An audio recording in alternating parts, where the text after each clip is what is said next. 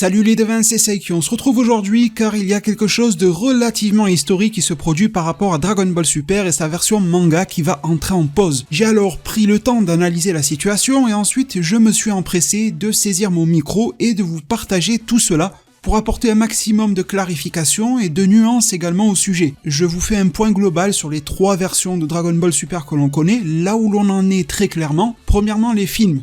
Le dernier en date est Dragon Ball Super Super Hero. Il est sorti désormais dans la majorité des pays, mais pour la France métropolitaine, il faudra s'armer de patience et attendre jusqu'au 5 octobre, avec une avant-première planifiée au 2 octobre, ce qui est vraiment pas grand-chose. Le film il sera diffusé en japonais sous-titré et en français, doublé.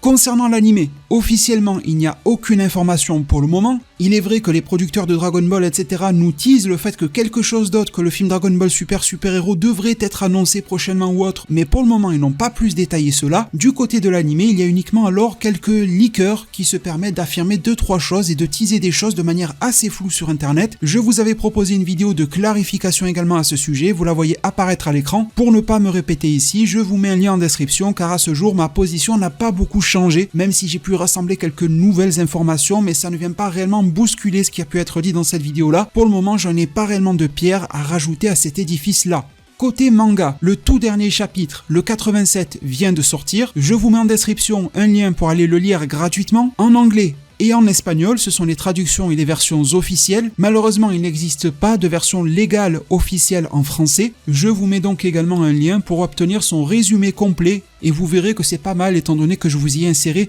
quasiment toutes les pages issues du chapitre, donc c'est presque comme si l'histoire vous était racontée en même temps que vous la voyez. Maintenant, passons au sujet de cette pause. À la fin du chapitre, sur le site officiel de Manga Plus, il est habituellement inscrit la date de sortie du prochain chapitre. Sauf que si vous aviez vu justement hier mon résumé, je vous en remercie, vous avez été très nombreux à aller le regarder. Et d'ailleurs, tard dans la nuit, j'ai sorti aussi celui de Boruto, chapitre 72, si jamais le cœur vous en dit. Bref, une sélection de liens utiles sera là pour vous en description. Vous avez déjà saisi comment je fonctionne. En tout cas, je vous partageais le fait que d'après les traducteurs qui nous avaient fourni le résumé, le manga Dragon Ball Super prendrait 1 mois de pause. Sauf que la version officielle est sortie, et elle ne dit pas exactement cela. Elle dit que Dragon Ball Super va prendre une pause pour un petit moment, le temps de préparer le nouvel arc. Ce qui veut dire en d'autres mots que la reprise de Dragon Ball Super avec plus de clarté n'est pas datée. Aucune date n'est adossée à la reprise de Dragon Ball Super en version manga. Il y a donc une inconnue à ce sujet-là et plusieurs questions qui sont soulevées,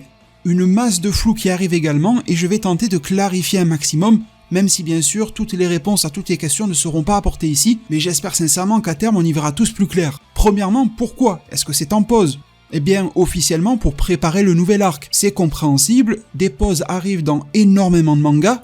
Boruto le mois dernier, One Piece prend souvent des pauses. En gros, toutes les œuvres le font, notamment en version manga. Il n'y a pas de réel souci à cela, mais lorsqu'il s'agit d'une pause avec un retour non daté, ça soulève un petit peu plus de questions.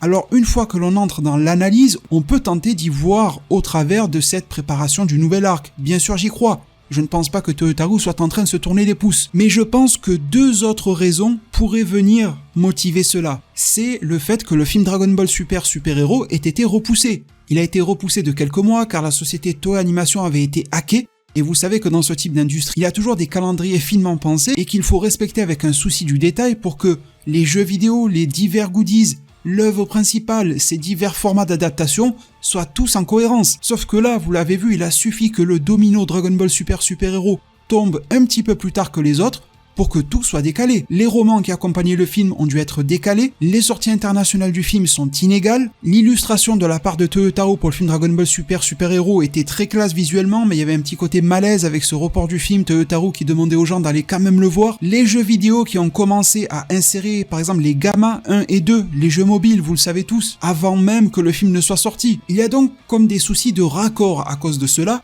et il est vrai que même si on ne peut pas en attester officiellement, on ne peut que présumer.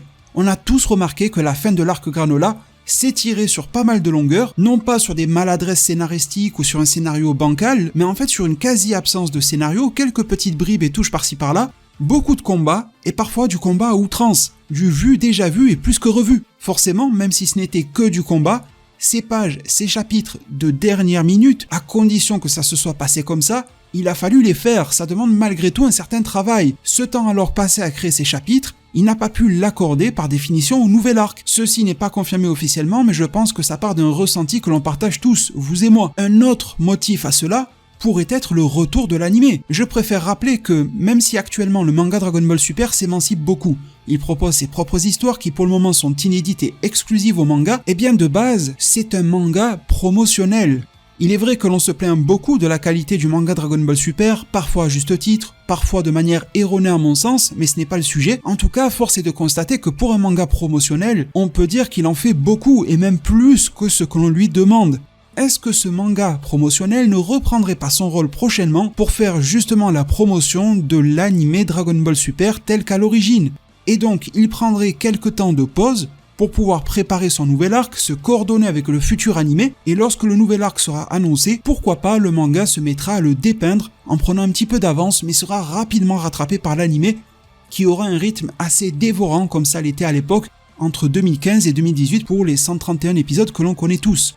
Il y a probablement d'autres motifs qui vous passent en tête, n'hésitez pas à me les partager en zone commentaire, mais ce sont en tout cas les principaux, ceux qui me paraissent aujourd'hui les plus légitimes.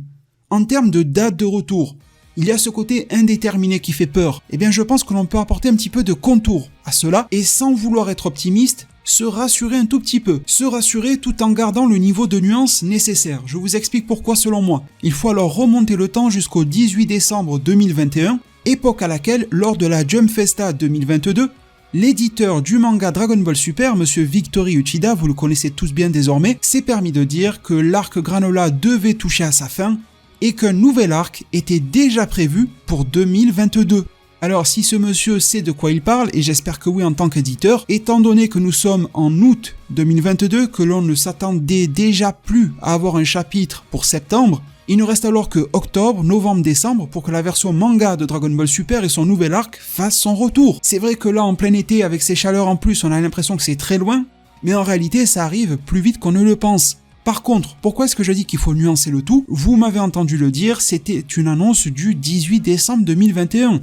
Et déjà à cette époque-là, monsieur Victory Uchida nous avait dit une grosse bêtise. Il nous disait que la fin de l'arc Granola était proche, alors que le climax et la fin de l'arc ne sera arrivé que entre juillet et août 2022 réellement.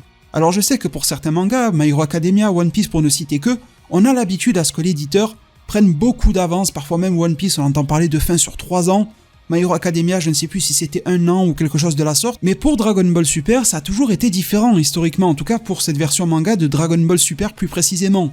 Généralement, lorsque l'éditeur s'exprime, la fin arrive plutôt sous l'ordre du trimestre, et non pas du semestre, de l'année ou d'une demi-décennie. Donc c'est ça qui est déroutant, et c'est à cause de cette sorte d'erreur, si je peux le dire ainsi, de Victory Uchida, que l'on est en droit de douter de ses propos concernant le nouvel arc en 2022.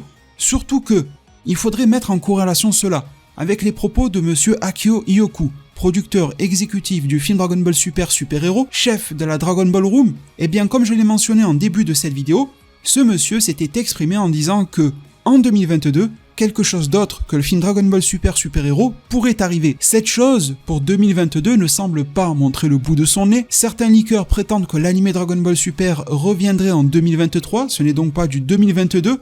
Je vous avais dit moi-même de temporiser cette information sur l'anime en 2023. Pour moi, il fallait prendre quelques pas de recul par rapport à ça, car la date n'était pas encore fixée du côté de Toei Animation, donc c'est impossible que des leakers puissent l'affirmer. À ce moment-là, si je recolle toutes les pièces du puzzle que je viens d'énoncer, Victory Uchida et Akio Iyoku se retrouvent au final à parler d'un nouveau projet DBS pour 2022, sauf que les deux semblent avoir du décalage dans leurs promesses, donc je suppose que, sous un horizon d'1 an, d'ici fin 2022, premier semestre 2023, tout cela devrait prendre forme, peut-être même que les deux seront en cohérence, comme je l'ai dit avec le manga qui pourrait être promotionnel de l'anime. Peut-être que Victory Uchida ne fait que teaser le nouvel arc du manga qui sera là pour promouvoir ce que Akio Iyoku lui-même teasait, donc la version animée, je pense que ça pourrait s'emboîter pas mal, et ainsi donc repartir sur un nouveau cycle Dragon Ball. Au sens général, là ce n'est qu'un feeling, mais j'ai l'impression que tout arrive plus ou moins à terme du côté Dragon Ball et que tout doit être relancé, et ça pourrait être alors l'occasion pour les ayants droit de prendre un petit peu de repos, de temps de préparation pour faire mieux les choses et mobiliser, notamment sur les projets animés, de meilleures équipes pour améliorer les propositions qui nous sont faites. De mon point de vue, j'ai l'impression que la plupart des jeux vidéo arrivent à leur terme. Dragon Ball The Breakers et ses multiples DLC en sont des exemples parfaits. Dragon Ball FighterZ semble s'essouffler un petit peu, non pas au niveau de sa communauté, ça marche toujours très bien niveau e-sport, mais au niveau du contenu qui lui est apporté. Kakarot devrait avoir un autre DLC sur Bardock, mais pour le moment, il n'arrive pas non plus. Les jeux mobiles vont commencer à galérer étant donné qu'il n'y a pas grand chose à adapter. Ils ont dit qu'ils allaient prendre d'ailleurs beaucoup de temps, lisser sur plusieurs mois l'adaptation du film Dragon Ball Super Super-Héros, les nouvelles évolutions et j'en passe. C'est pour ça que pour le moment on a vraiment les trucs un petit peu basiques du film dans ces jeux là, mais ça va pas trop loin. Super Dragon Ball Heroes est assez autonome et relativement indépendant, donc de ce côté là ça va, il n'y a pas vraiment de manque qui se fait ressentir. Sans parler de jeux connus, eh bien, une nouvelle proposition Dragon Ballesque en jeu vidéo serait également la bienvenue pour relancer ce cycle-là. Et du côté des formats principaux, du côté du manga, il pourrait y avoir un nouvel arc qui s'appuierait sur ce qui a été fait récemment mais qui lancerait une nouvelle ère de Dragon Ball. Un film pourrait arriver sous par exemple 3 ans et l'animé pourrait pointer le bout de son nez en 2023/2024, reprendre pourquoi pas à partir du nouvel arc du manga, dérouler extrêmement vite, reprendre le lead en termes de rythme pour au final se retrouver être le format principal et maître de Dragon Ball Super qui nous tiendrait en haleine chaque semaine comme l'animé Dragon Ball Super le faisait en son époque, mais cette fois-ci avec un divertissement soigné, un travail extrêmement propre, une animation quasiment irréprochable, je sais que c'est difficile sur un animé fleuve, et un film au bout de peut-être 3 ans qui viendrait alors créer l'événement. Je pense que l'on aurait un rythme beaucoup plus sain du côté de Dragon Ball, et j'espère que par exemple cette pause actuelle, le film qui vient de sortir, l'absence d'animé, des choses qui semblent se préparer en off, et bien que tout ça n'est que le présage du meilleur. En tout cas quelque chose qui viendrait secouer positivement les fans, c'est-à-dire nous. Et même au-delà de la nature de l'arc narratif à venir, au-delà de l'aspect visuel que l'on espère améliorer et rehausser, cette nouvelle ère de Dragon Ball pourrait également être marquée par l'entrée dans une nouvelle ère temporelle à l'intérieur de l'œuvre. Le film Dragon Ball Super Super-Héros nous a extrêmement rapproché du 28e tournoi des arts martiaux, de la fin donc originale de Dragon Ball pour la version manga et de Dragon Ball Z pour l'anime. Quoi de mieux pour reprendre à partir de cette période-là, voire même avoir une ellipse qui nous projetterait après le 28e tournoi des arts martiaux, pourquoi pas, quitte à, le cas échéant, apporter des récapitulatifs, un petit peu comme le fait My Hero Academia, sauf que cette fois-ci, le récap ne concernerait pas la saison précédente, quoique, pourquoi pas au niveau des 131 épisodes, des films et du manga, ça serait peut-être plus digeste d'ailleurs d'avoir des épisodes récap plutôt que d'avoir toute une refonte de tout ce qui a déjà été fait pour qu'une forme de continuité soit préservée et qui nous emportera avec elle après la rencontre formelle de Goku et de Oob. En ces quelques derniers mots, j'aimerais aussi vous rappeler les propos de Toyotaro lui-même datant de mai 2017. Il me semble épouser un petit peu plus la situation actuelle qu'à l'époque même où ils ont été prononcés. Toyotaro avait été interrogé concernant la fin de Dragon Ball Super et il lui était notamment demandé de savoir s'il avait déjà prévu quelque chose pour cette dernière. Toyotaro avait fait une réponse soumise à interprétation. Il nous disait alors il y a 5 ans que Dragon Ball Super devrait rejoindre la fin initiale de Dragon Ball au moment ultime qui se déroule 10 ans après la défaite de Majin Buu. L'histoire de Dragon Ball Super doit s'y rendre pour parvenir à rencontrer cette histoire-là. Il ajoutait que l'histoire de Dragon Ball Super ira là où se termine Dragon Ball. Mais même Toriyama Sensei, au moment de publier Dragon Ball dans les années 80-90, ne pensait pas encore au final. Aussi bien Toyotaro que Toriyama, en 2017, ne savaient pas encore comment ils allaient s'y rendre. Une première lecture pragmatique de ces termes nous indique le fait que oui, l'histoire et la fin originale de Dragon Ball devraient être conservées. 28e tournoi des arts martiaux, etc. Mais étymologiquement, Dragon Ball Super qui devrait rejoindre la fin de Dragon Ball ne veut pas dire que chronologiquement parlant, Dragon Ball Super se terminera là où Dragon Ball s'est arrêté. Cela veut simplement dire que les deux histoires vont se rencontrer. Et la porte était alors ouverte, étymologiquement parlant, pour que Dragon Ball Super atteigne ce point-là et le surpasse. Il parlait de rejoindre ce moment-là, de s'y rendre, de le rencontrer, d'aller là où se termine Dragon Ball. Mais à aucun moment Toyotaro ne disait que Dragon Ball Super se terminerait là où Dragon Ball s'était terminé en son époque. Alors bien sûr, tout cela reste ouvert, peut-être que Dragon Ball Super se terminera là où le Dragon Ball initial s'est arrêté, peut-être pour préserver cette fin relativement ouverte à laquelle nous avions eu droit. Mais malgré tout, dans le contexte actuel et cette nouvelle ère de Dragon Ball que je suis en train de souligner, avec le film Dragon Ball Super Super-Héros qui se rapproche drôlement de cette fin initiale de Dragon Ball, les termes mis en avant par Toyotaro ne me semblent plus que jamais d'actualité. Mes très chers devins, j'espère que cette vidéo de clarification également, que les analyses que j'ai pu y ajouter vous ont plu. Si c'est le cas, n'hésitez pas à mettre un maximum de pouces bleus, c'est extrêmement important, merci vraiment d'avance. À vous abonner et activer la cloche pour recevoir plus de contenu. Merci vraiment pour tout, pour toute la force. Prenez tous extrêmement bien soin de votre futur. Et à plus pour de prochains arts divinatoires.